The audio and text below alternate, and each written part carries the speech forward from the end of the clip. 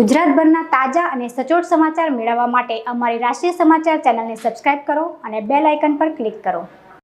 સુરતના પૂણાગામ વિસ્તારમાં નંદનવન સોસાયટીની હરિઓમ સ્કૂલના ગેટ પાસે અકસ્માતની ઘટના સામે આવી હતી, જ્યાં એક કાર ચાલક સ્ટીયરિંગ પરથી કાબુ ગુમાવી અચાનક જ ધડાકાભેર સ્કૂલના ગેટ નજીક રહેલા વીજ થાંભલા સાથે કાર અથડાઈ હતી।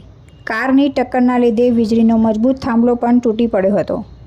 અકસ્માતના સમગ્ર ઘટનાના નજીકમાં લાગેલા સીસીટીવી કેમેરામાં કેદ થઈ ગઈ હતી, જેમાં જોવા મળ્યું હતું કે અચાનક જ સફેદ કલરની એક સ્પીડમાં દોડતી કાર વીજ થાંભલા સાથે જોરદાર અથડાઈ હતી, જેને લઈ ચાલુ વીજ કરંટ સાથેનો થાંભલો પડતો રહી ગયો હતો। ઘટના બનતા જ આસપાસથી લોકો દોડી આવ્યા હતા। કાર ચાલક પણ તાત્કાલિક બહાર નીકળી ગયો હતો।